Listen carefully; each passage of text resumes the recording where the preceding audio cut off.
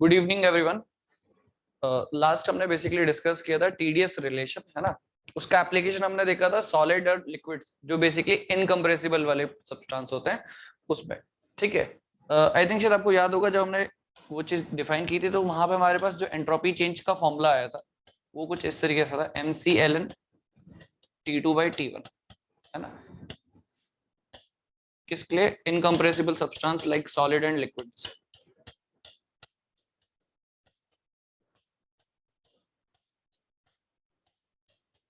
ठीक है, solid and liquid के लिए।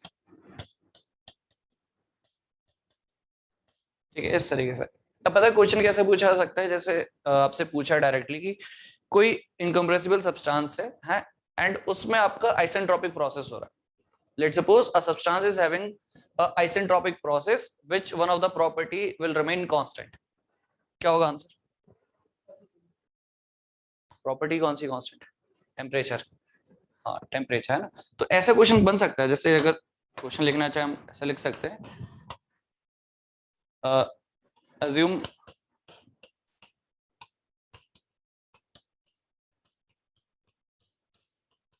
incompressible substance like solid and liquids, solid or liquids is having isentropic process. Isentropic process होगी तो कौन सा पैरामीटर कांस्टेंट रहेगा? टेम्परेचर। टेम्परेचर इज कांस्टेंट, मतलब वो एक तरीके से कौन सी प्रोसेस हो रही होगी? आइसोथर्मल। ठीक है, वो बेसिकली आइसोथर्मल प्रोसेस हो रही होगी। ठीक है, तो यहाँ तक ये चीजें इतने क्लियर होनी चाहिए। तो हो सकता है ऐसे क्वेश्चन बन सकता है ऑब्जेक्टिव में। अब वो डिपेंड करता है उस मोमेंट में आपको ये चीज याद है कि नहीं कि यार incompressible substance, isentropic process, delta S का फॉर्मूला ये है ना। तो टेम्परेचर कांस्टेंट रहना है, क्योंकि आइसेंट्रोपिक तो तभी पॉसिबल है कि टेम्परेचर चेंज ही ना हो कभी उस केस में। ठीक है, तो टेम्परेचर कांस्टेंट मतलब आइसोथर्मल प्रोसेस हो रहा होगा ये चीज। ठीक है, तो नेक्स्ट हमारे पास जो एप्लीकेशन था वो था आइडियल गैस। ठीक है, सेकंड जो हमारे पास एप्लीकेशन है वो है आइडियल गैस का।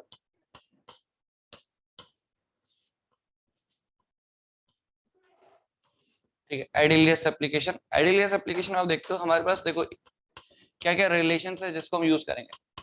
P इजिकल टू MRT, या फिर स्पेसिफिक टर्म्स में ले रहा हूं तो P स्पेसिफिक वॉल्यूम RT। ये चीज तो हम स्पेसिफिक टर्म्स में ही लिख लेते हैं, फिर बाद में मास से मल्टीप्लाई कर लेंगे। And R equals to CP minus CB, ये रिलेशन हमें यूज करना है, ये दो। ठीक है, तो सबसे पहले first TDS relation, from first TDS relation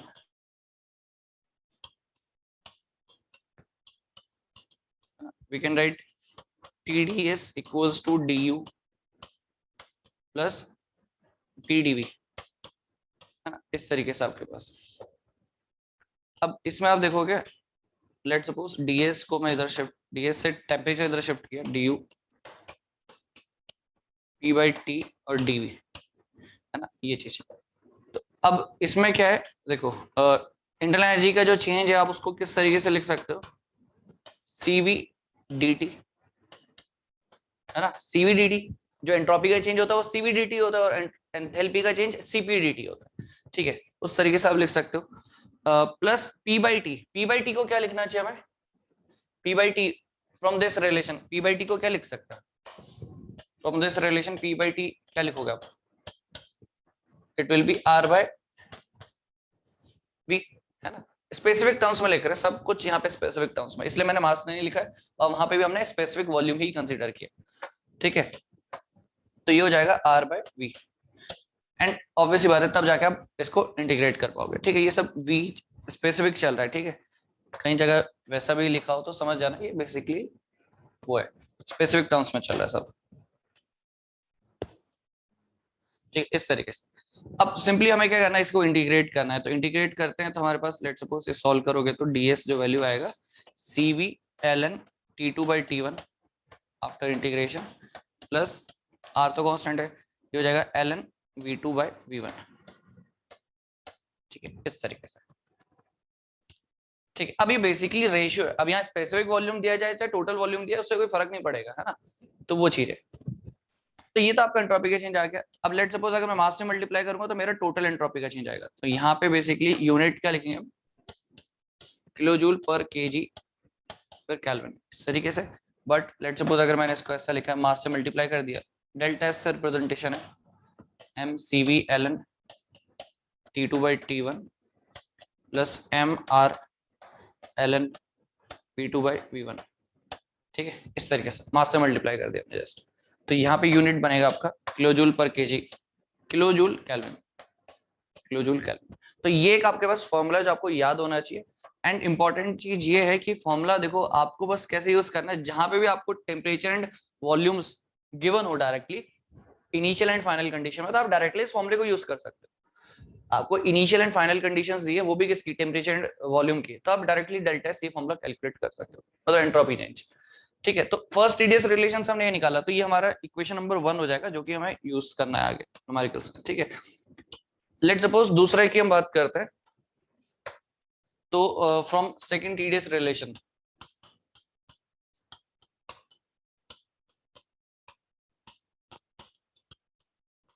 from second TDS relation हमारे पास क्या अवेलेबल है, टीडीएस डीएच माइनस बीडीपी। ठीक है, ये चीज अवेलेबल है। अब इसमें अगर आप अगेन वही चीज, टेम्परेचर को हमने इधर शिफ्ट किया, ठीक है, तो enthalpy CP DT, V by T को क्या लिखेंगे, वी बाई टी को क्या लिखने वाला है,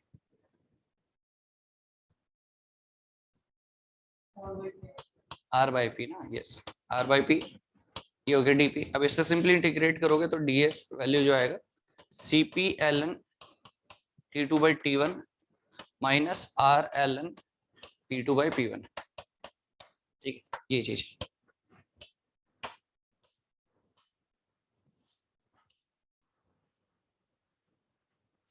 ठीक है, तो यहाँ पे हम इसमें डेल्टा एस वाला इस तरीके से यहाँ पे लिखते हैं, मास मल्टीप्लाई कर देते हैं, M C P L N T two by T one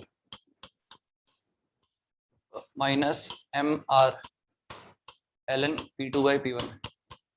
ठीक है, तो यूनिट्स की हम बात करते हैं, तो ये है kilo joule per KG kelvin, and it is in kilo joule kelvin.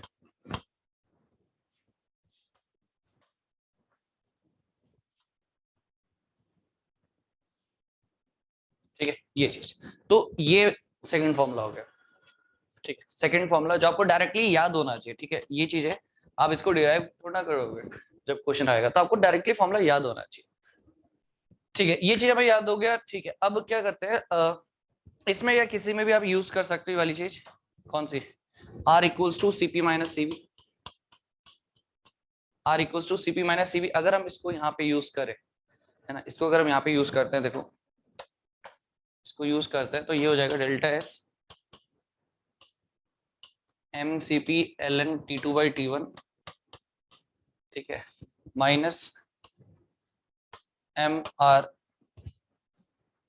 Are की जगह CP minus CV, CP minus CV, और ये हो जाएगा L N P two by P one.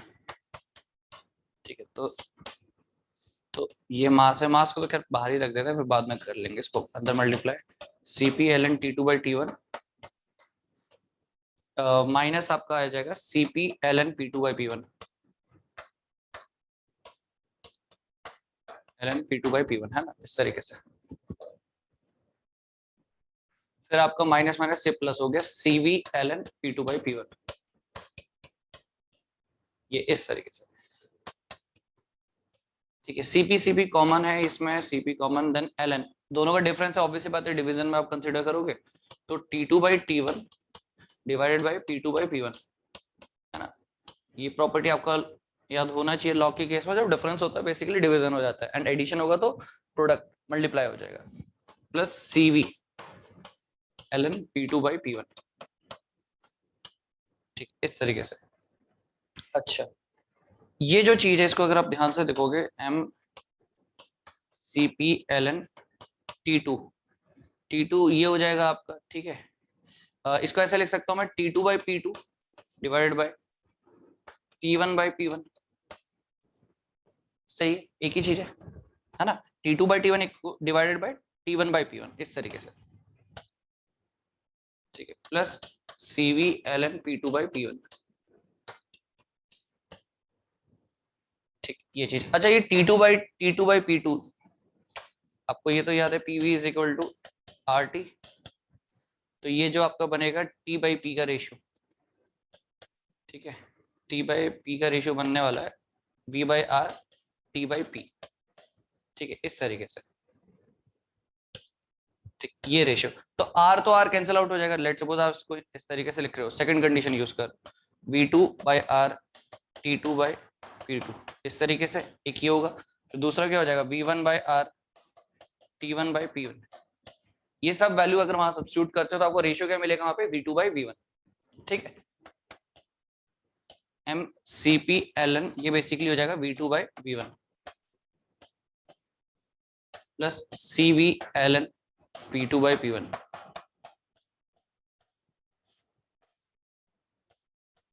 ये तो जस्ट मास मल्टीप्लाई कर देते हैं अंदर। तो डेल्टा S का वैल्यू आ रहा है आपके पास यहाँ पे MCPln V2/V1 MCVln P2/P1। ठीक है, ये आपके पास फाइनली लास्ट जो इंपॉर्टेंट फॉर्मूला है वो ये। तो ये तीन बेसिकली आपके पास फॉर्मूले हैं, ये तीन फॉर्मूले आपके पास है। आप इसको यूज कर सकते हो according to the given conditions. क्या कंडीशंस गिवन है उसके अकॉर्डिंगली। लेट्स सपोज आपको प्रेशर एंड वॉल्यूम्स के बारे में डिटेलिंग गिवन है कि भाई pressure and volume initial state में है, फाइनल स्टेट में क्या है, वो सब वैल्यूज डायरेक्टली गिवन है। तब ये फॉर्मूला यूज करोगे। देखो फॉर्मूला याद करना इजी है बहुत। यहाँ पे रेशियो वॉल्यूम का है तो CP आ रखा है, यहाँ प्रेशर का रेशियो तो CB आ रखा है। ठीक है, एंड अगर प्रीवियसली अगर आप देखते हो तो फर्स्ट जो लिखा था उसमें CBln T2/T1 Rln MRln V2/V1। ठीक है, तो यहाँ वॉल्यूम है तो यहाँ पे आपको दिख रहा है CV। ठीक है, और दूसरा जो हमारे पास फॉर्मूला है दिस, तो यहाँ P है तो बेसिकली यहाँ CP है और बीच में माइनस साइन। तो तीनों फॉर्मूले आपको डायरेक्टली बाय हार्ट याद होने चाहिए। ठीक है, डायरेक्टली आपको इस फॉर्मूले का एप्लीकेशन मिलेगा और गेट पे बहुत बार इससे क्वेश्चंस पूछे हुए। ठीक है, क्वेश्चन लिखते हैं direct.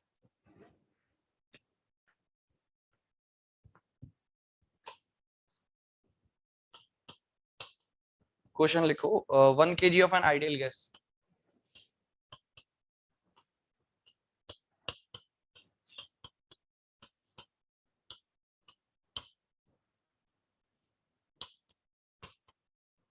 Are 287.287 kilo joule per KG kelvin.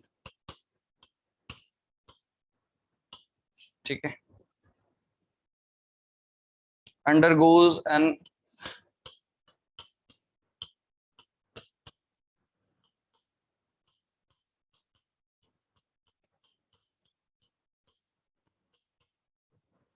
irreversible process।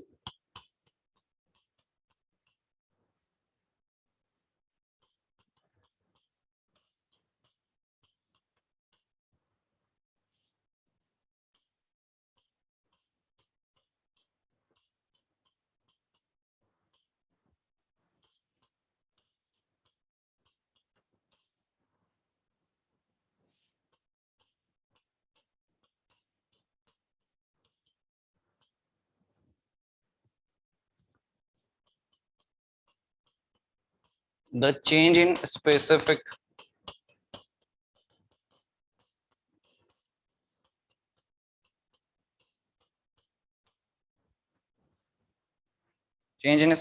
entropy change of the gas। अच्छा ये दोबारा change in specific entropy of the gas। ठीक है, कैलकुलेट करो क्या आएगा आंसर। और किस में निकालना है, जूल पर केजी केल्विन। ठीक है, इसमें आंसर निकालना है आपको, फाइंड आउट करना है जूल पर केजी केल्विन में आंसर निकालना है।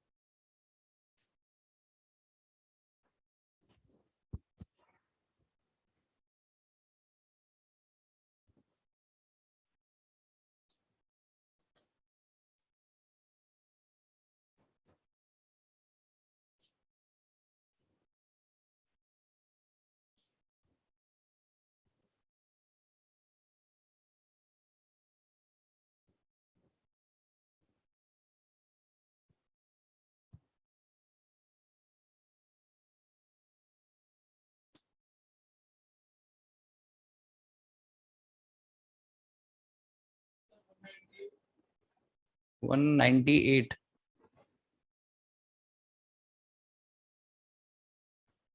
कंप्लीट आंसर बताओ, कंप्लीट।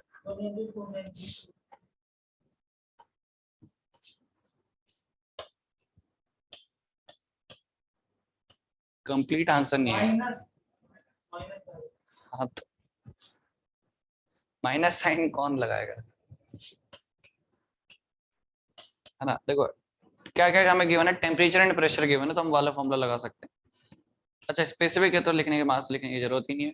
आपका क्या आ जाएगा, CP ln T2/T1 है ना, माइनस R ln P2/P1, ये चीज। तो आपको पता है पहली बात तो टेम्परेचर उसने सेम बोल रखा है ना, 300 केल्विन, 300 केल्विन 300 केल्विन, ये टेम्परेचर सेम है, तो ये चीज तो कैंसिल आउट, बचेगा ये स्टेज रिमेनिंग। ठीक है, तो सॉल्व करोगे, माइनस 198 पॉइंट कितना रहा, 93 जूल। जरूरत ही नहीं है, वो रेशियो है, पास्कल किलो पास्कल इसमें रखो, तो यू वो तो कुछ भी लगाते रहो यहाँ पे, तो कैंसिल आउट होना है, रेशियोज है, रेशियो में कोई फर्क नहीं पड़ता किससे में भी, बट हाँ पास्कल पास्कल वो चीज है, ये पास्कल में रखा, नीचे वाला मेगा पास्कल में रख दिया तो गलत है वो। हाँ तो पास्कल में रखते, तब तो बिल्कुल पास्कल में रखते, है ना। ठीक, नेक्स्ट क्वेश्चन लिखते हैं। बहुत ही सिंपल क्वेश्चंस पूछे हैं गेट में भी तो खैर, बट नेगेटिव पॉजिटिव ये साइन का ध्यान रखा करो। ठीक है, देन क्वेश्चन लिखो,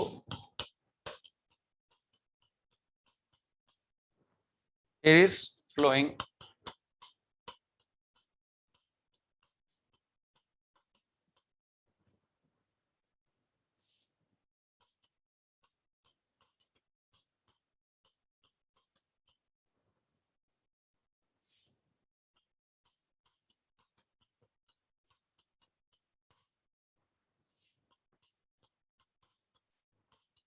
pressure and temperature of the air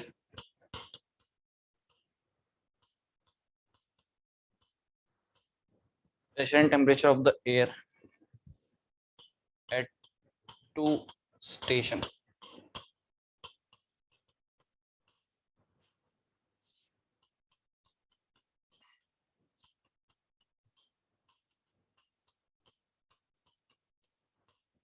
are given below। ठीक है,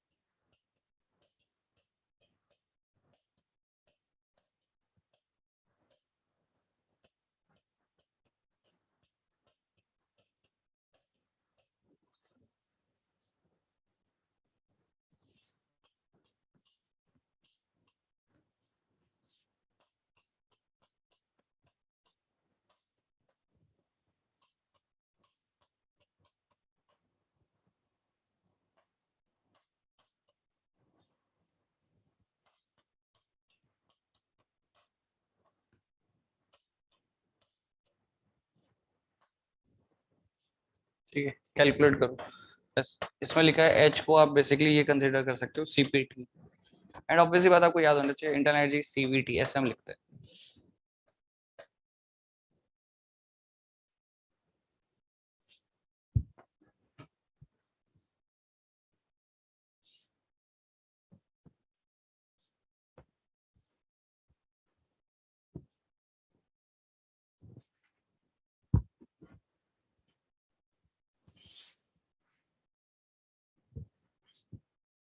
find the direction of flow find the direction of flow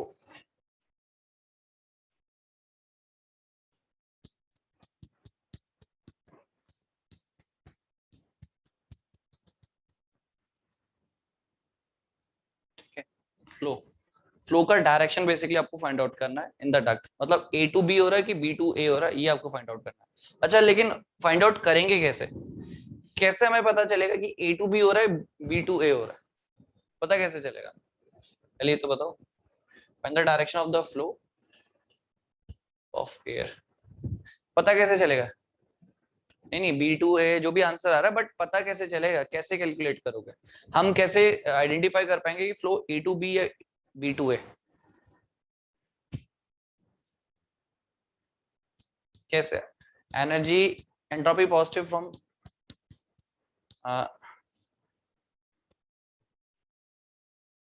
complete. देखो, एक्चुअल क्या है ना, एक्चुअल केस ये कि कोई भी प्रोसेस होगी, कोई भी प्रोसेस, वो प्रोसेस आपका यूनिवर्स का एंट्रोपी इंक्रीज कर रही होगी। ठीक है, मतलब आपको पता है कि delta S of system plus delta S of surrounding, यही बेसिकली यूनिवर्स है। It should be greater than equals to zero, greater than equals to zero होना चाहिए। अच्छा, greater than equals to zero लिख लिया मैंने यहाँ पे डायरेक्टली, ठीक है, अदरवाइज हम क्यू बाई टी वो सब लिखते हैं। बट आप देखो जीरो लिखा क्योंकि यूनिवर्स की बात कर रहे हो, हीट ट्रांसफर तो होगा नहीं, इस वजह से। ये किसके लिए लिख रहे हैं हम? बेसिकली ये तो आप बात कर रहे हो यूनिवर्स की, डेल्टा एस ऑफ यूनिवर्स, ये बेसिकली यूनिवर्स है। अब एक क्वेश्चन में एक पॉइंट लिखा हुआ इंपॉर्टेंट, ये चीज, इंसुलेटेड डक्ट, इंसुलेटेड डक्ट।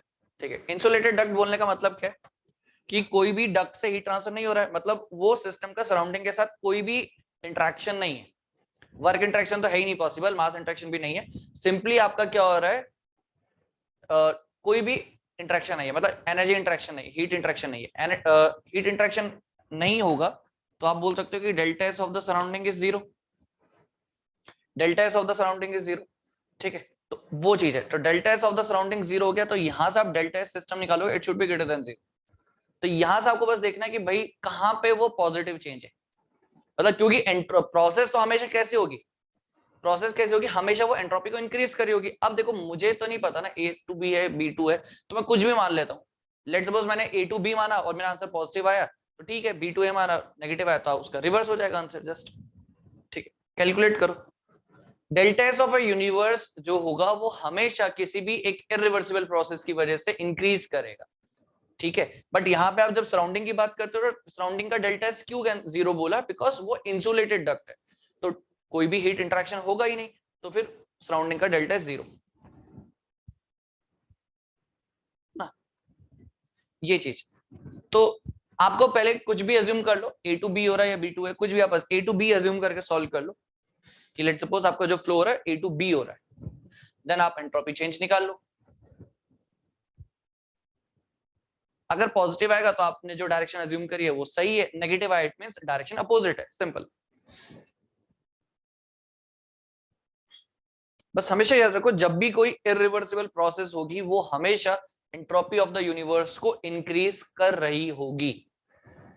ठीक है, हमेशा एंट्रोपी ऑफ द यूनिवर्स को इंक्रीज कर रही होगी। सिस्टम का तो पॉजिटिव नेगेटिव जीरो कुछ भी हो सकता है, बट यूनिवर्स का always increases in case of irreversible process.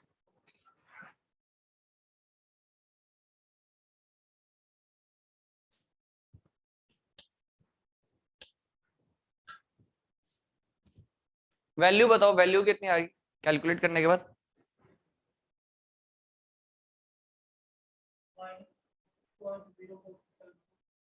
हाँ, -0.046।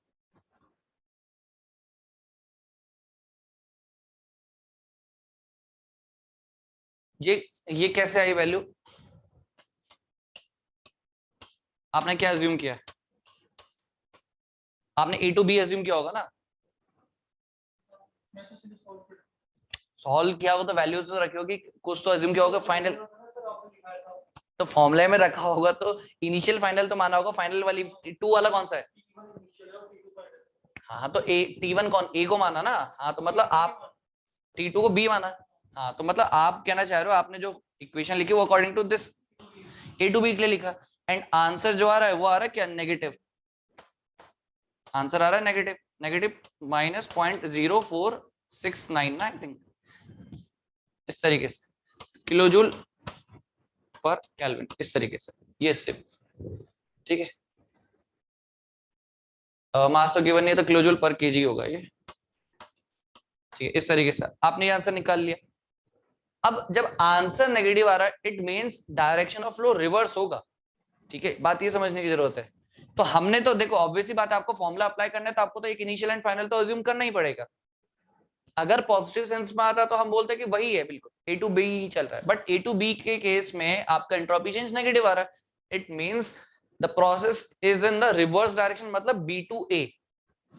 आंसर क्या हो जाएगा? B to A. आंसर जो आप बोलोगे answer will be what? Flow direction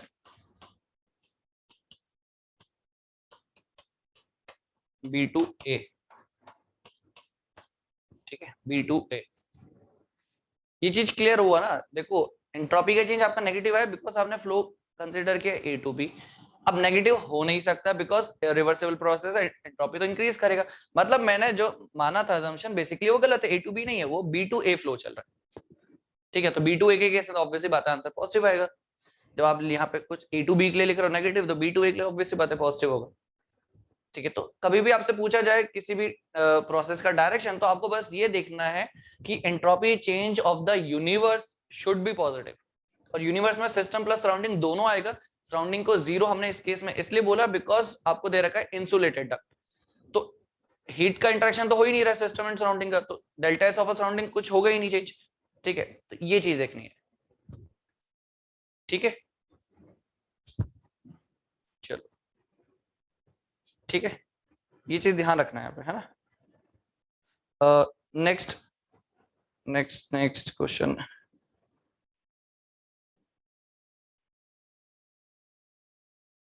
हाँ, नेक्स्ट क्वेश्चन लिखो। ठीक है,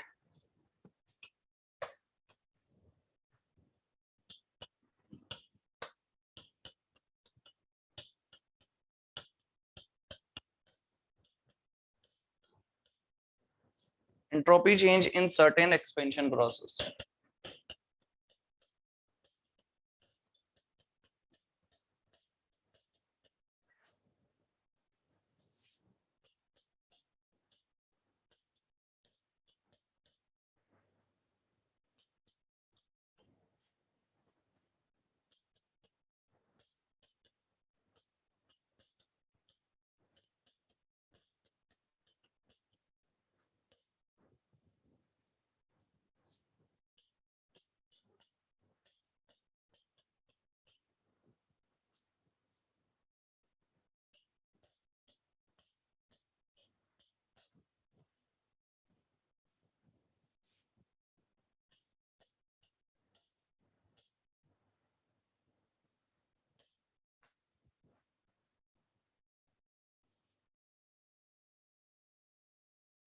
ठीक है, the air is initially at 80 kilopascal and 27 degrees Celsius and 4 meter cube.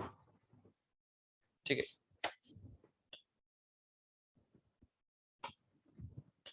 ठीक है, इसके बाद ये अलग से स्टेटमेंट है 4 meter cube volume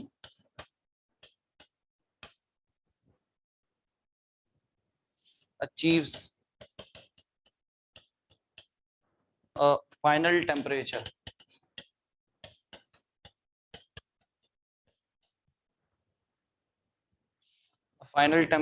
of 127 degrees Celsius. The final volume of gas is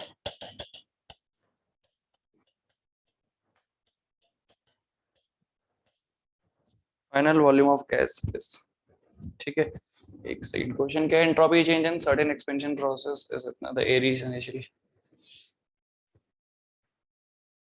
अच्छा ठीक है, ये एक एक्चुअली ये एक के साथ है सब, है ना? ये इनिशियली कंडीशन दे रखी है, the air is initial at 80 kilopascal 27 degree Celsius and 4 meter cube. ये सब एक साथ ही एक्चुअली 4 मीटर क्यूब वॉल्यूम।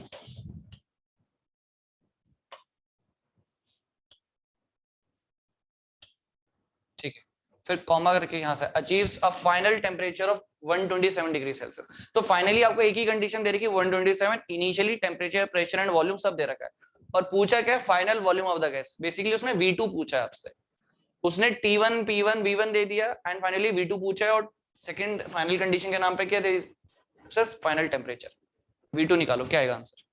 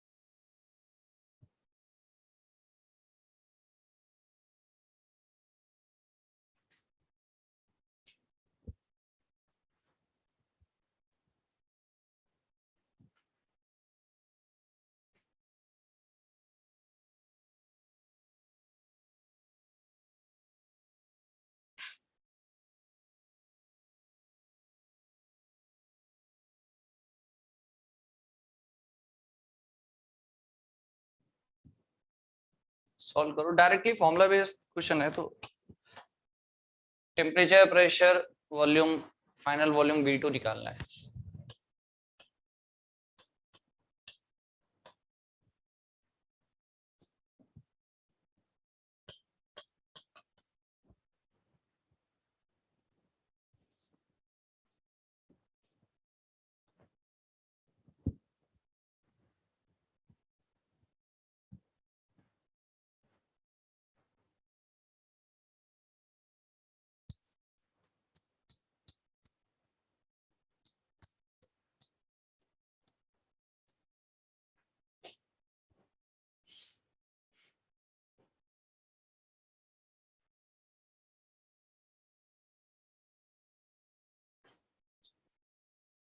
कितना आंसर आएगा बताओ।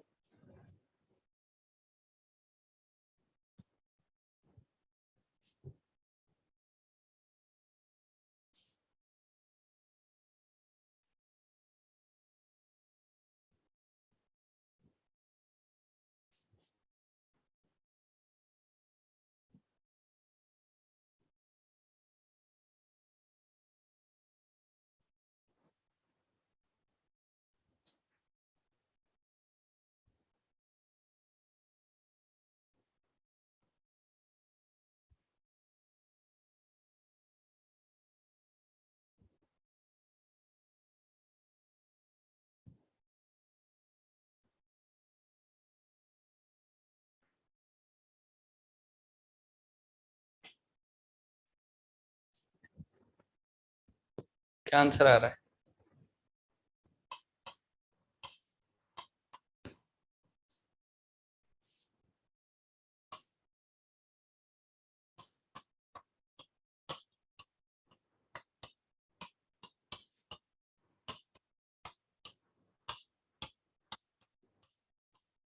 इक्वेशन से सिर्फ V2 तो निकालना है, सब कुछ गिवन है।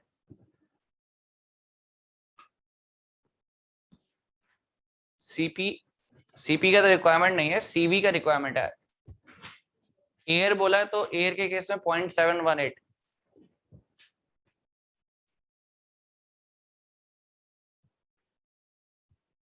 कितना वॉल्यूम निकाला तुमने।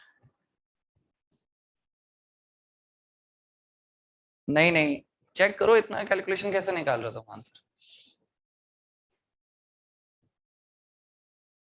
इतना नहीं आएगा।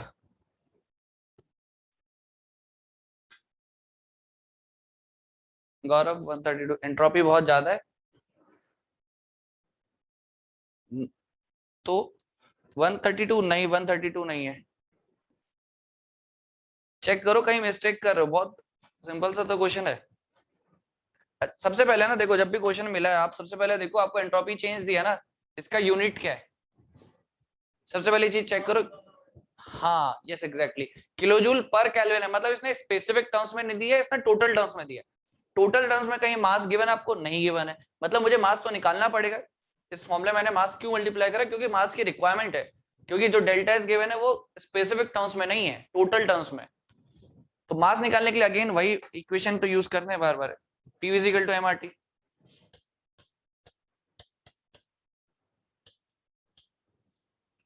प्रेशर, टेम्परेचर सब कुछ दिया है, वॉल्यूम भी दिया है, ठीक है, बस सॉल्व कर दो। अच्छा, एयर, जब तक एयर की बात चल रही है ना, तो एयर के केस में सीपी सीवी आर का वैल्यू आपको याद होना चाहिए।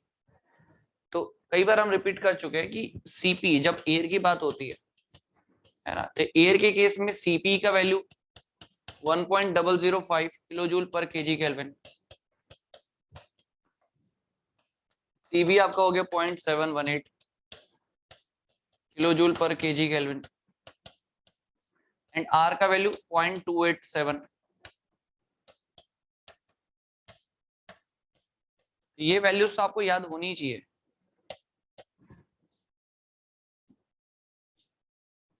हमेशा हर न्यूमेरिकल के केस में। तो बस V2 वैल्यू बता दो, अब क्या दिक्कत है। 2.7 नहीं, हाँ एलन को भेजना, अच्छा हाँ ठीक है, बिल्कुल। 255 समथिंग आ रहा होगा।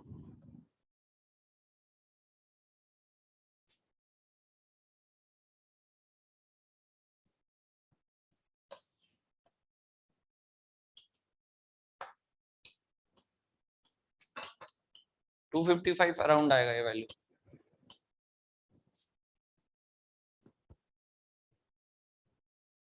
ठीक है, चेक करना, 255 अराउंड आना चाहिए आंसर। ठीक है, अरे एलन में क्या होगा, एलन ये है ना, एलन एलन ए है, लेट सपोज ए बी है, तो कैसे सॉल्व करोगे इसे। हाँ तो फिर ई टू दी पावर करो ना उसको। हाँ तो पहले वैल्यू लिख दो, फिर ई टू दी पावर एक्स लगा दो उसमें। ठीक है, 255 आंसर आएगा, ठीक है, इसको नोट कर लेना। आ रहा है,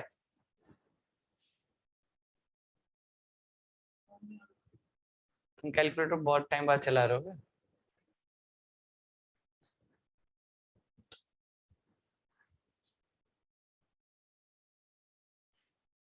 नेक्स्ट क्वेश्चन लिखो, अभी देखते हैं एक से।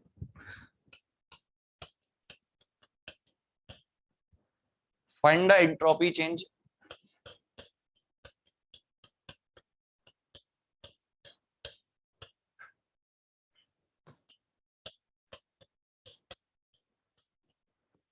when 10 kg of ideal gas, when 10 kg of ideal gas having specific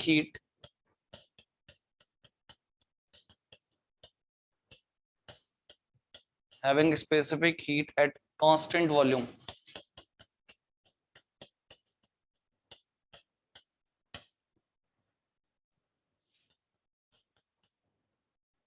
five 5R/2, और R का वैल्यू दिया है 287 joule per KG kelvin.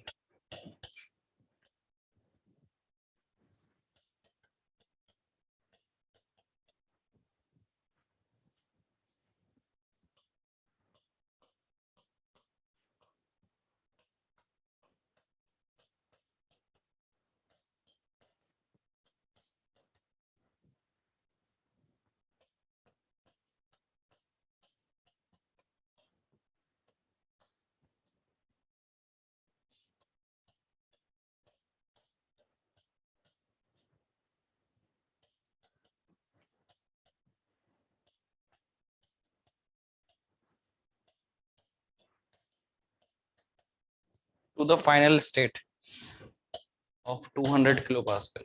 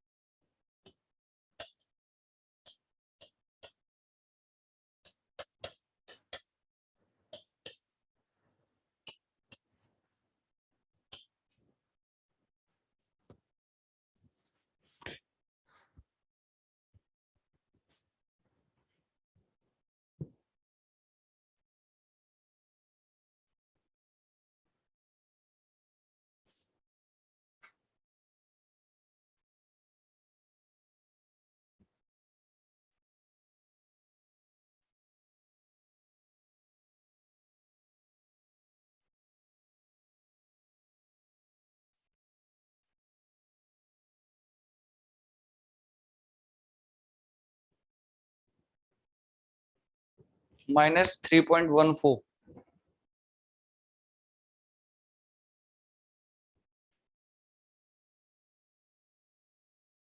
Minus में आ रहा है क्या आंसर? आई थिंक माइनस में तो नहीं आना चाहिए, माइनस में आ रहा है आंसर सबका।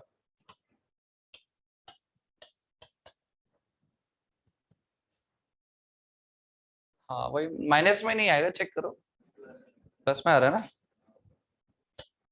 प्लस में आ रहा है। हाँ 3.14 kilo joule kelvin. Positive side में आएगा, नेगेटिव नहीं आएगा। नेगेटिव शायद आपने पता नहीं क्या मिस्टेक किया जिससे नेगेटिव आ रहा है, नेगेटिव नहीं आएगा। तुम्हारा आ गया 255 हो प्रीवियस? क्यों, क्या हुआ?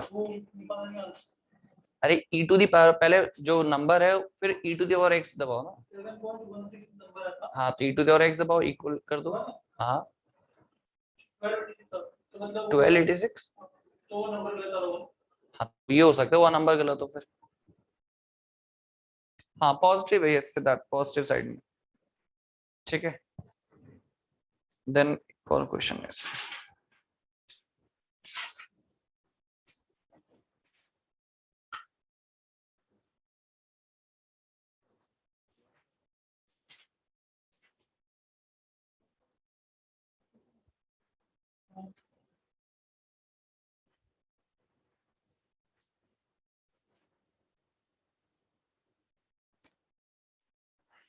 चलो ठीक है, क्वेश्चंस तो बाद में करते हैं, फिर चीजें हम एक दो और चीजें इसमें ऐड कर लेते हैं। नेक्स्ट लिखना है इसमें रिप्रेजेंटेशन ऑफ वेरियस प्रोसेस, ऐसे लिखना।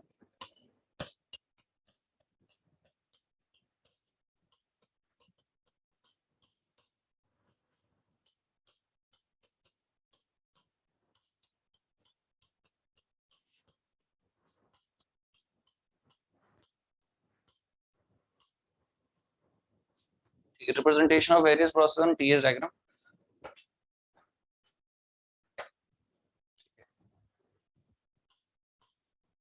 टीएस डायग्राम में अगर हम बात करें, सबसे पहले कांस्टेंट वॉल्यूम की, ठीक है,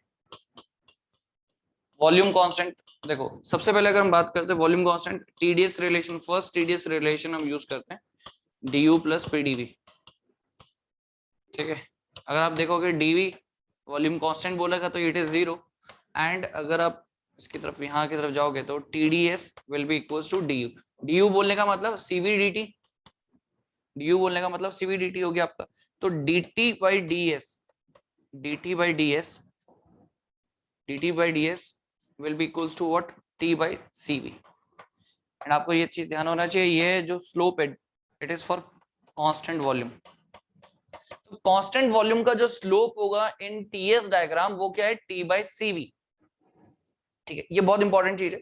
फिर देन अगर आप बात करते हो कांस्टेंट प्रेशर प्रोसेस की, ठीक है, कांस्टेंट प्रेशर,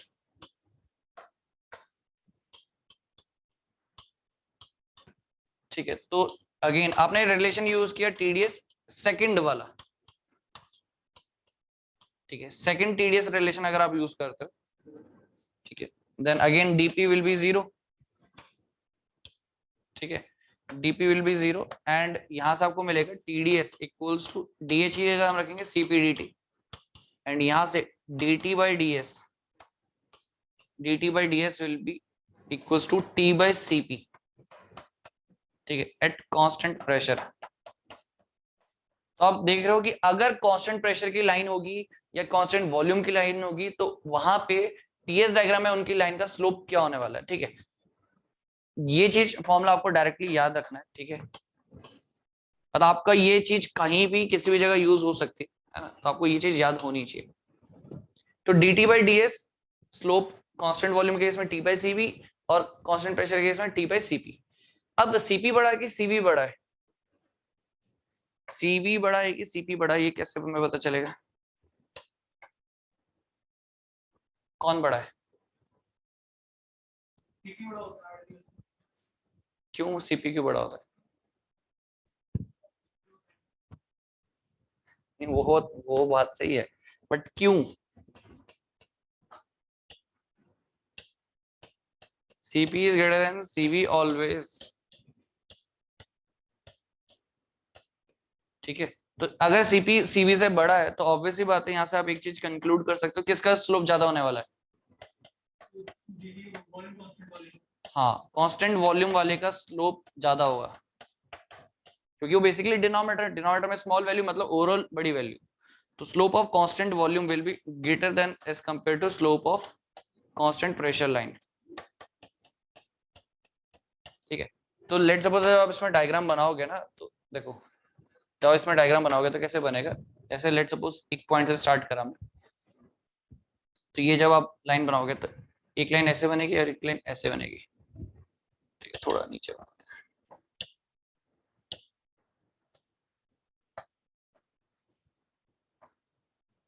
ठीक है, दोनों यहाँ से सेम टेम्परेचर पे प्रोसीड कर रही है। ठीक है, बट एक का स्लोप कम है, एक का स्लोप ज्यादा है। ठीक है, तो एक का स्लोप कम, जिसका स्लोप कम है वो कौन सी लाइन है, कांस्टेंट प्रेशर, और जिसका स्लोप ज्यादा है वो है कांस्टेंट वॉल्यूम। ठीक है, ये चीज। अब सीपी ग्रेटर देन सीवी बोला तो इसका थोड़ा सा आप ये चीज समझ सकते हो कैसे ज्यादा है। सीपी क्या है, it is the heat supplied for a unit change in temperature when the pressure is constant, है ना। स्पेसिफिक हीट का मतलब डेफिनेशन सिंपली सी की बात करूं तो मतलब क्या, amount of heat required to change the temperature of a unit substance by unit degree. ठीक है, ये चीज होता है। और सीवी मतलब जब वॉल्यूम कांस्टेंट हो। अब कांस्टेंट प्रेशर पे ऐसा क्या हो रहा है और कांस्टेंट वॉल्यूम में ऐसा क्या हो रहा है कि आपको ये डिफरेंट देखने को मिल रहा है। कांस्टेंट प्रेशर और कांस्टेंट वॉल्यूम के केस में ऐसा क्या होगा, देखो आप यहां से एक चीज का अंदाजा लगा सकते हो। सिंपल, अगर आप एक केस समझो कि अगर एक पिस्टन सिलेंडर अरेंजमेंट है, तो एक के केस में आपने क्या मेंटेन कर रखा है, कांस्टेंट वॉल्यूम। अगर आपने कांस्टेंट वॉल्यूम मेंटेन कर रखा है तो ये तो कभी मूव करेगा पिस्टन, नहीं करेगा। बट अगर आपने कांस्टेंट है तो ऑब्वियसली बात है पिस्टन विल मूव, पिस्टन को मूव करना ही पड़ेगा। ठीक है, पिस्टन को मूव करना पड़ेगा वहां पे। तो लेट्स सपोज प्रेशर कांस्टेंट है यहाँ पे। ठीक है, प्रेशर कांस्टेंट, तो प्रेशर कांस्टेंट ठीक है। अब एक चीज देखो, अमाउंट ऑफ हीट रिक्वायर्ड, तो यहाँ पे आप इसको क्या कर रहे हो, लेट्स सपोज हीट ट्रांसफर कर रहे हो, यहाँ पे भी आप हीट ट्रांसफर कर रहे हो। ठीक है, तो आप एक चीज नोटिस करो, जो आप यहाँ पे हीट ट्रांसफर कर रहे हो वो सारा का सारा हीट ट्रांसफर कहाँ जा रहा है, कहाँ यूटिलाइज हो रहा है, उसके उसकी इंटरनल एनर्जी को इंक्रीज करने में, बिकॉज यहाँ तो कोई वर्क डन होगा नहीं। ध्यान रखना, आपने जितना भी हीट ट्रांसफर करा कांस्टेंट वॉल्यूम के केस में ना, सारा का सारा हीट ट्रांसफर कहाँ यूटिलाइज हो रहा है, to increase the internal energy of the substance, because work done होगा नहीं पॉसिबल, बिकॉज कांस्टेंट वॉल्यूम के केस में वर्क डन जीरो, वॉल्यूम का कोई चेंज नहीं हुआ तो आपका वर्क डन जीरो। ठीक, but in case of constant pressure क्या होगा, अमाउंट ऑफ हीट रिक्वायर्ड दो जगह यूटिलाइज होगा, दो जगह। कुछ तो सर्टेन पोर्शन उसका इंटरनल एनर्जी तो बढ़ेगा ही बढ़ेगा, बट साथ साथ वो कुछ सर्टेन अमाउंट ऑफ वर्क भी कर रहा होगा। अब ये तभी पॉसिबल हो सकता है जब वो क्यू यहाँ पे, मतलब इस पर्टिकुलर केस में कांस्टेंट प्रेशर के केस में अमाउंट ऑफ क्यू ज्यादा हो इसके कंपैरिजन में। ठीक है, क्योंकि यहाँ तो सारा का सारा क्यू बेसिकली यूज हो रहा है इंटरनल एनर्जी को बढ़ाने में, बट यहाँ इसके दो पार्ट्स में यूटिलाइज हो रहा है, एक कुछ वर्क डन में और कुछ इंटरनल एनर्जी में। तो जब आप कंपेयर करते हो for the same conditions, late suppose मुझे सेम इंटरनल एनर्जी बढ़ाना है, लेट सपोज मुझे सेम इंटरनल एनर्जी बढ़ाना है, तो मुझे यहाँ पे हीट ट्रांसफर ज्यादा करना पड़ेगा इसके कंपैरिजन में, क्योंकि यहाँ तो सारा हीट ट्रांसफर इंटरनल एनर्जी को बढ़ाने में जा रहा है, बट यहाँ पे जो हीट ट्रांसफर है दो पार्ट्स में यूज हो रहा है, एक तो इंटरनल एनर्जी को इंक्रीज करने में, दूसरा वर्क डन, है ना। बिकॉज प्रेशर कांस्टेंट मेंटेन करना तो आप एक पर्टिकुलर पोजीशन पे फिक्स करके प्रेशर कांस्टेंट मेंटेन नहीं कर सकते। अमाउंट ऑफ हीट ट्रांसफर बढ़ेगा तो पिस्टन को मूव करना पड़ेगा ऊपर की तरफ, तब जाके वहां पे प्रेशर कांस्टेंट मेंटेन रह सकता है। तो वो चीज को अगर आप देखते हो तो amount of heat transfer required इस पर्टिकुलर केस में ज्यादा होगा to achieve the same conditions as compare to this. मतलब लेट सपोज मुझे सेम इंटरनल एनर्जी चाहिए और यहाँ पे भी सेम इंटरनल एनर्जी चाहिए, तो हीट ट्रांसफर किसमें ज्यादा चाहिए, इसमें ज्यादा चाहिए। अब इसमें ज्यादा चाहिए तो आपको एक चीज नोटिस करना पड़ेगा, amount of specific heat will be very much high in case of constant pressure case. तो वो अमाउंट ऑफ हीट ट्रांसफर तभी होगा जब सी का वैल्यू ज्यादा होगा, सीपी वैल्यू ज्यादा होगा। तो इसलिए जनरली हम बोलते हैं, वैसे मैथमेटिकली इसको हम थर्मोडायनामिक रिलेशंस में भी देख सकते हैं कि CP is always greater than CV. Mathematically जब रिलेशन आप करोगे तो वहां पे भी वो चीज आती है, बट एक फिजिकली आप इस तरीके से भी समझ सकते हो। ठीक है, तो ये चीज भी याद रखनी है आपको डायरेक्टली हमेशा, कि it is always greater than CV, तो सीपी हमेशा बड़ा होगा एज कंपेयर टू सीवी। ठीक है, तो ये चीज हो गया। अच्छा, एक तो ये constant volume constant pressure process होगी, दूसरी प्रोसेस था आपके पास isentropic heat addition and rejection वाली। तो उसके लिए अगर हम बात करते हैं, ठीक है, अगर आप बात करते हो कांस्टेंट टेम्परेचर पे हीट एडिशन का। तो ये क्या है आपके पास, this is constant temperature heat addition. Arrow इधर की तरफ क्यों बनाया, because of the heat transfer entropy will increase. Heat transfer एक ऐसी चीज है जो कि सिस्टम में रेंडमनेस डिसऑर्डरनेस क्रिएट कर रही है, एंड अगर heat transfer to the system होगा तो entropy of the system will increase, and if system से हीट ट्रांसफर जा रहा होगा बाहर की तरफ, मतलब हीट रिजेक्शन होगा या हीट लॉस होगा, तो उस केस में entropy of the system will decrease. क्योंकि हीट ट्रांसफर एक ऐसी चीज है जो अपने साथ एंट्रोपी को लेकर चल रही है, मतलब उसकी वजह से एंट्रोपी ट्रांसफर देखने को मिलेगा। तो हीट बेसिकली है एक डिसऑर्डर्ड फॉर्म ऑफ एनर्जी, अब वो सिस्टम के अंदर इंटर करेगी तो डिसऑर्डरनेस सिस्टम में बढ़ेगी। अगर वही हीट सिस्टम से बाहर मूव कर रही है, मतलब सिस्टम से बाहर जा रही है, रिजेक्ट हो रहा है, लॉस हो रहा है, तो सिस्टम से डिसऑर्डरनेस भी बाहर जा रहा है। ठीक है, ये चीज याद रखना है। और दूसरा, अगर मैं वर्क ट्रांसफर की बात करूं तो वर्क ट्रांसफर क्या है, एक highly ordered form of energy, एक ऑर्गेनाइज्ड फॉर्म ऑफ एनर्जी, एक ऑर्डर्ड फॉर्म ऑफ एनर्जी, उसके साथ कभी भी एंट्रोपी का ट्रांसफर नहीं होने वाला। जो भी वर्क ट्रांसफर है वो एक हाई ग्रेड एनर्जी है, तो वो एक properly organised form of energy है, तो उसके साथ कभी भी एंट्रोपी का फ्लो नहीं होगा। ठीक है, तो कई बार स्टेटमेंट क्वेश्चन ये भी आता है कि जो एंट्रोपी ट्रांसफर है किसकी वजह से हो रहा है, heat transfer, work transfer, mass transfer. तो मास ऑब्वियसली बात है, मास है, मास तो अपने साथ कुछ अमाउंट ऑफ डिसऑर्डरनेस लेकर कैरी करेगा ही करेगा, मास है तो कुछ ना कुछ अमाउंट ऑफ हीट कैरी करेगा, बट मास अपने साथ एनर्जी भी कैरी कर रहा है, एंट्रोपी भी कैरी कर रहा है। सिमिलर वे में जो हीट है वो भी कुछ एंट्रोपी कैरी करी, बट वर्क ट्रांसफर कभी भी कोई एंट्रोपी कैरी नहीं करता है, बिकॉज वो एक high grade form of energy है या ऑर्गेनाइज्ड फॉर्म ऑफ एनर्जी है। ठीक है, ये स्टेटमेंट याद रखना। तो अब देखो, जब आप हीट एडिशन की बात कर रहे हो तो एंट्रोपी विल इंक्रीज, तो एरो हमेशा इस तरीके से बनेगा। बट अगर हम यहाँ पे बात करते हैं हीट रिजेक्शन की, तो arrow will be like this, process आपका ऐसा हो जाएगा, और इसको हम क्या बोलेंगे, कांस्टेंट टेम्परेचर हीट रिजेक्शन। तो कांस्टेंट टेम्परेचर हीट रिजेक्शन में तो ये डेफिनेटली हमें देखने को मिल रहा है, एंट्रोपी विल डिक्रीज, क्योंकि जो सिस्टम के अंदर एंट्रोपी लेके आ रहा है वही निकल गया बाहर, तो सिस्टम का भी एंट्रोपी डिक्रीज। ठीक है, ये चीज। ठीक है, तो ये चीज याद रखना, ये वाली चीज। अच्छा, और हमारे पास क्या है यहाँ पे, आइसेंट्रोपिक एक्सपेंशन एंड कंप्रेशन वाला केस।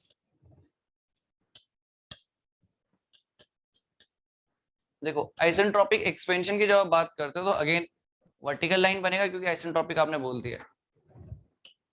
ठीक है, तो ये मैंने डाउनवर्ड डायरेक्शन में बनाया एक्सपेंशन वाला case, because in the case of expansion temperature also reduces, but in case of compression temperature will increase. ठीक है, तो temperature decrease in case of expansion, और in case of compression it will increase. ठीक है, तो आप इस तरीके से इसको नोट कर सकते हो।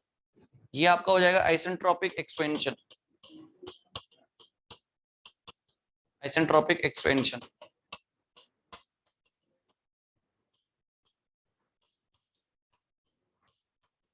आइसेंट्रोपिक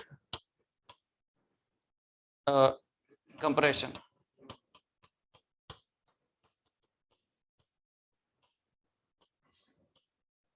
ठीक है, इस तरीके से क्लियर है ना। तो ये यहाँ पे आपको ना सारी प्रोसेस का आइडिया लग गया होगा कि अब कैसे हम आइसेंट्रोपिक केस में कैसे लिखेंगे, एक्सपेंशन केस में, कंप्रेशन के केस में, आइसोथर्मल के केस में, कांस्टेंट वॉल्यूम कांस्टेंट प्रेशर के केस में। ठीक है, तो ये इंपॉर्टेंट है, कई बार क्या होता है ग्राफ वाले क्वेश्चंस आ जाते हैं, तो ग्राफ वाले केस में ऐसा होगा कि एक दूसरा प्रेशर वर्सेस वॉल्यूम दे रखा है, आपको टेम्परेचर वर्सेस एंट्रोपी बनाना है, तो वो चीज आप इजिली चेक कर सकते हो, है ना। और दूसरी चीज हमेशा याद रखा करो, जब आपको एक प्रॉपर्टी डायग्राम दिया है, तो जब भी कोई प्रोसेस दी होगी तो सिमिलर प्रोसेस भी आपको टीएस में बनाना है, बस प्रॉपर्टी का ध्यान रखना होता है कि यार याली कांस्टेंट प्रेशर की प्रॉपर्टी है, कांस्टेंट प्रेशर में आपको क्या क्या देखने को मिल रहा है ना, कांस्टेंट वॉल्यूम केस है, वो सब चीजें आपको दिमाग में रखनी है, और तब जाके आप टीएस डायग्राम बहुत इजीली बना सकते हो, है ना, ये चीज। ठीक, तो ये वाला एंट्रोपी वाला चीज आपका यहाँ तक खत्म। ठीक है, तो इसमें आगे फर्दर कुछ न्यूमेरिकल्स पार्ट है वो हम डिस्कस कर लेते हैं। ठीक है, लास्ट क्वेश्चन क्या लिखा था,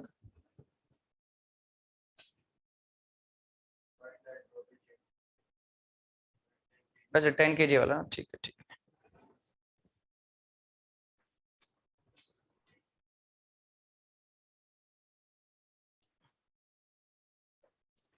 ठीक है, चलो इसमें नेक्स्ट हेडिंग लिखो इंपॉर्टेंट केसेस करके। पहले ये केसेस भी हम पढ़ लेते तब फिर आगे डिस्कस करते। ठीक, इंपॉर्टेंट केसेस देखो, इंपॉर्टेंट केसेस में सबसे पहला केस है, ठीक है देखो, heat transfer from thermal energy reservoir.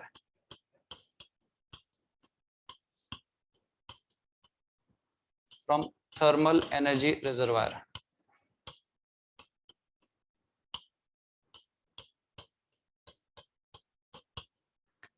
TER,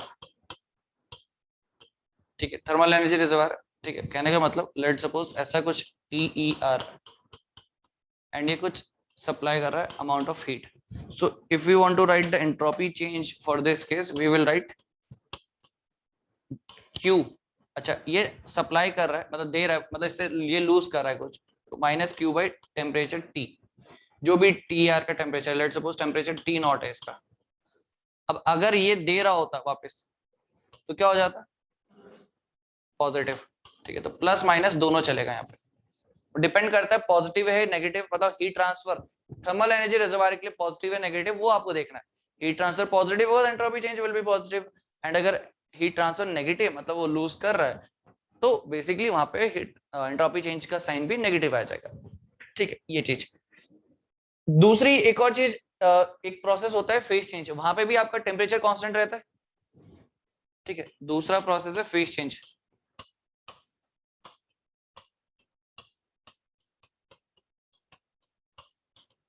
ठीक है, phase change process. Phase change process में देखो क्या होगा, फेज चेंज प्रोसेस में आपको ये तो पता होगा कि भाई pressure and temperature remains constant, pressure and temperature remain constant, pressure and temperature remains constant.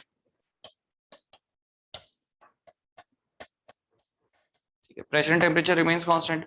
अब टेम्परेचर कांस्टेंट है मतलब कांस्टेंट टेम्परेचर में हीट ट्रांसफर हो रहा है, तो आप डायरेक्टली Q/T वाला फॉर्मूला अप्लाई कर सकते हो। ठीक है, तो entropy change will be equals to, अच्छा जब फेज चेंज होगा तो फेज चेंज में जो हीट ट्रांसफर है उसको हम रिप्रेजेंट किस तरीके से करते हैं? हाँ, उसका नोटेशन क्या होता है? HFG बाई T टेम्परेचर, है ना। ऑब्वियसली बात है वो उस पर्टिकुलर प्रेशर टेम्परेचर में सैचुरेशन टेम्परेचर होगा उसे करस्पॉन्डिंग जो भी, है ना, ये इस तरीके से। अब ये स्पेसिफिक टर्म्स में होता है, मास से मल्टीप्लाई करो तो टोटल हो जाएगा। ठीक है, ये चीज।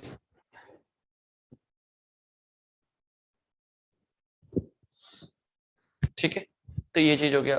Phase change process heat transfer from thermal energy reservoir, तो पॉजिटिव नेगेटिव डिपेंड करता है हीट ट्रांसफर के किस तरह से आपका हीट ट्रांसफर हो रहा है with respect to thermal energy reservoir. Next case लिखते हैं थर्ड, मिक्सिंग ऑफ फ्लूइड।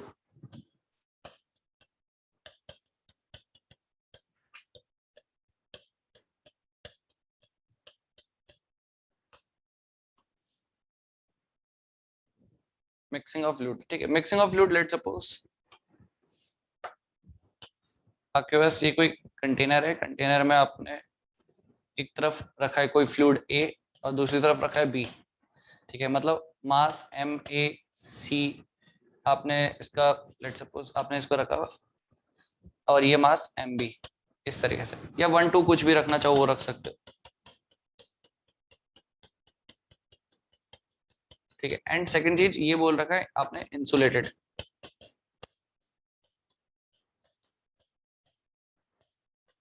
ठीक है, ये इंसुलेटेड। अब जब मिक्सिंग होगी, what about sign in case of phase change? अब फेज चेंज में आपको ये देखना है कि आपने सिस्टम क्या कंसीडर करेगा। अरे आपका जो फ्लूइड है आप हीट ट्रांसफर कर रहे हो फ्रॉम लिक्विड टू वेपर, तो आपने हीट ट्रांसफर दिया ना, आपका लेट्स सपोज सिस्टम आपका फ्लूइड है, तो फ्लूइड का फेज चेंज हो रहा है, आप हीट ट्रांसफर दे रहे हो सिस्टम को, सिस्टम आपका फ्लूइड, तो इट विल बी पॉजिटिव। ठीक है, and it will be negative,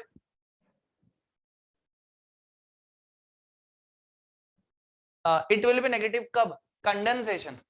condensation कब? जब वो हीट रिजेक्ट कर रहा होता है, जो आपके गैसियस फेज हैं वो लिक्विड में कन्वर्ट होता है because it rejects the heat at the constant temperature, तो वो कंडेंसेशन के केस में आप नेगेटिव साइन यूज करोगे। फिर पॉजिटिव नेगेटिव साइन, अरे एक चीज देखो, अगर आपका ये वाला केस है सिंपल, ये आपका एक थर्मल एनर्जी रिजर्वायर है जिसका टेम्परेचर है टी नॉट, ठीक है। अगर ये हीट दे रहा है, आपने सिस्टम किसको मान रखा है, थर्मल एनर्जी रिजर्वायर को, तो आपके सिस्टम ने हीट दे रहा है, मतलब सिस्टम लूज कर रहा है ना, देने का मतलब क्या, ये लूज कर रहा है heat, certain amount of heat. तो जब आप एंट्रोपी चेंज लिखोगे किसके लिए, TER थर्मल एनर्जी रिजर्वायर, किसके लिए लिख रहे हो, ये चीज इंपॉर्टेंट है, TR के लिए लिख रहे हो, तो ये सप्लाई कर रहा है Q अमाउंट ऑफ हीट, तो it will be taken as negative, ठीक है। And if it is accepting heat, अगर ये एक्सेप्ट कर रहा होगा हीट और हमारा सिस्टम TER है, तो delta S will be in positive sense.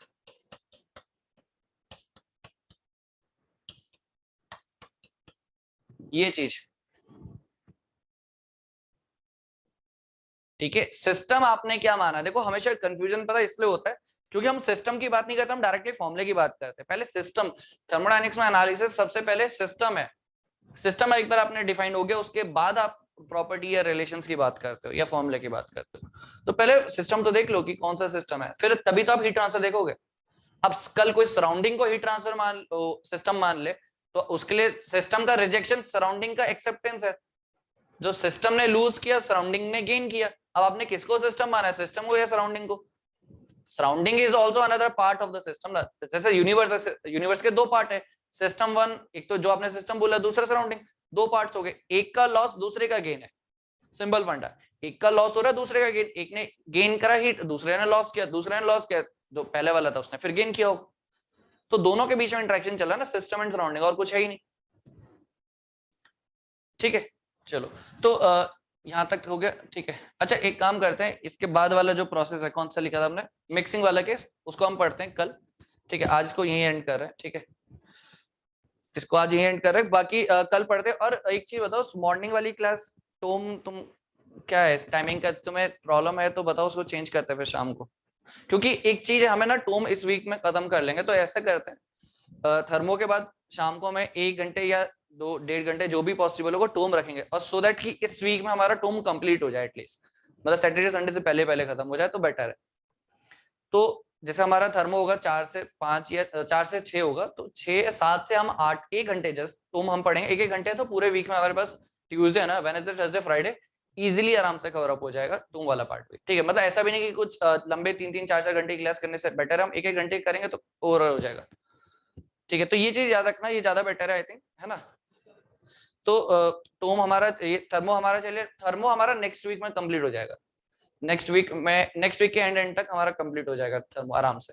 But मैं टोम की बात कर रहा हूँ, टोम को हम इस वीक में खत्म करते हैं, ऐसे कि लेट सपोज ये हमारा 4 to 6 होगा, ये 4 to 6 के बाद लेट सपोज 7 बजे से हमने स्टार्ट किया, ठीक है, तो 7 से 8 1 घंटा करते हैं, तो मोर देन सफिशिएंट है वो चीज, ठीक है। तो वो टोम वाला पार्ट काफी टाइम से बचा हुआ, तो उसको हम खत्म कर ही देते हैं, अननेसेसरी बचा हुआ, तो वो इस वीक में खत्म करेंगे, थर्मो नेक्स्ट वीक में आपका कवर अप हो जाएगा वो वाली चीज, ठीक है। तो मैं यही करूंगा, कल से शाम को 7 बजे से उसको टोम को भी मिल लेता हूँ, तो फिर खत्म हो जाएगा आई थिंक। बाकी थर्मो हम अपना 4 to जितना भी चले उसके अकॉर्डिंगली हम कर लेते हैं। हाँ अगले वीक तक, यस आयुष, अगले वीक तक एंड मैक्सिमम संडे, अगर मैक्सिमम गया तो संडे, नेक्स्ट वीक के संडे तक इजीली हो जाएगा, क्योंकि एंट्रोपी ऑलमोस्ट हमें 3 4 केसेस और डिस्कस करना है, फिर न्यूमेरिकल करना है, फिर हमें लास्ट बचता चैप्टर कौन सा, अवेलेबिलिटी एक्सर्जी।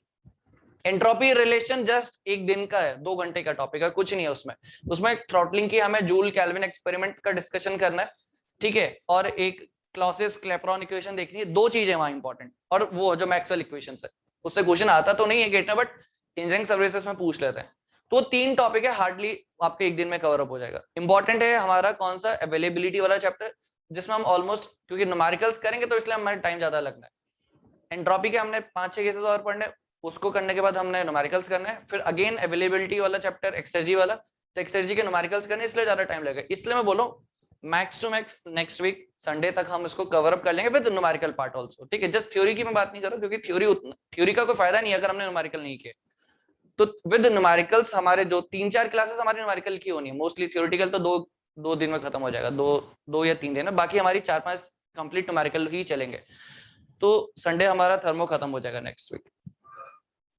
हाँ प्रोडक्शन में भी अभी बीच में हो जाए, एक्चुअली सर का अभी सब्जेक्ट, क्योंकि मेरे तो ऑलरेडी दूसरा बैच भी चल रहा है KFM का, तो सर का थोड़ा सा भी हेल्थ का इश्यू है, तो वो जैसे ही होता है फिर हम कंटिन्यू करते हैं, है ना। ठीक है चलो है। हाँ एफएम चल रहा है दूसरी जगह ना। ठीक है चलो फिर देन, है ना।